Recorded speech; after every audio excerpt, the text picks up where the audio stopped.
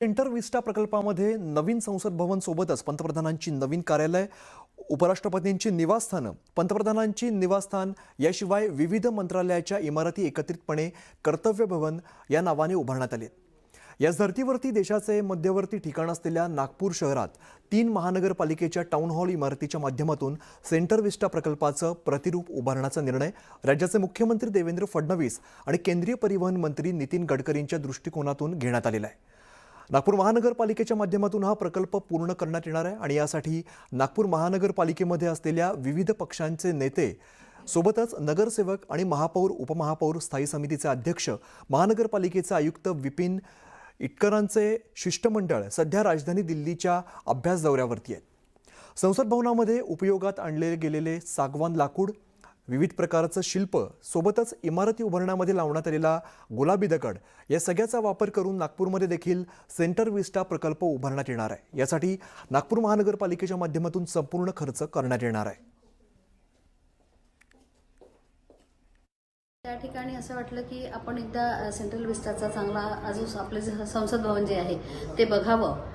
अशा सूचनाही केल्या माननीय गडकरी साहेबांनी, कारण भव्यता दिव्यता हा त्यांचा स्वभाव आहे आणि त्याच्यामुळे त्या सूचनांच्या नुसार आम्ही सगळे महानगरपालिकेचे म्हणजे सर्व नगरसेवक, पदाधिकारी आणि कमिशनर साहेब म्हणजे अधिकारी वर्ग हे देखील या ठिकाणी आज पाहणी करायसाठी आलो होतो।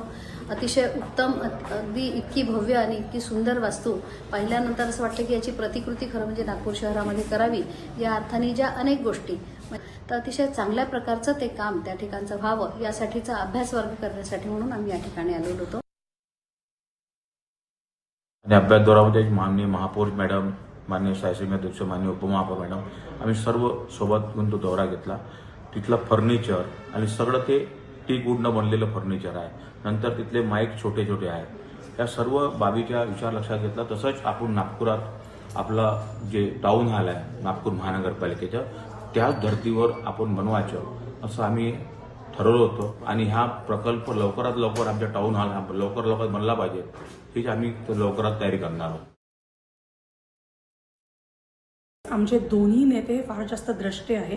100 वर्षांनंतर किंवा 100 वर्षापर्यंत त्या वास्तूची युटिलिटी असावी, त्या वास्तूची गरज, त्या वास्तूनी ती गरज पूर्ण करावी असा विचार करूनच त्याचा निर्माण व्हावा आणि तोच दृष्टिकोन घेऊन आम्ही सेंट्रल विस्टा बघायला आलोय की जसं सेंट्रल विस्टामध्ये अगदी 1200 लोकसुद्धा लोकसभेमध्ये बसू शकतील इतकी यंत्रणा, इतकी योजना त्यांनी आजच बनवली आहे। त्याच अनुषंगानं काय काय उपाययोजना कराव्या लागतील, काय गोष्टींचा विचार करायला पाहिजे, कुठल्या गोष्टी लक्षात घेतल्या पाहिजे, या सर्व गोष्टींचा विचार कसा त्यांनी केला आहे त्याचाच आम्ही ते शिकण्यासाठी आलो होतो। बऱ्याचशा गोष्टी जाणून घेतल्या त्या आम्ही नागपुरात नेऊ। जळगावातून जळगावच्या वाघळी गावामध्ये अज्ञाताने महापुरुषांचं बॅनर फाडल्यामुळे तणाव निर्माण झालाय। त्यामुळे संतप्त ग्रामस्थांनी 40 गाव जळगाव महामार्गावरती आंदोलन केलंय। तातडीने कठोर कारवाई करण्याची मागणी ग्रामस्थ करतायत, तर पोलिसांनी ठोस कारवाईचं आश्वासन दिल्यानंतर ग्रामस्थांनी रास्ता रोको आंदोलन मागे घेतलंय। गावांमध्ये तणावपूर्ण शांतता आहे।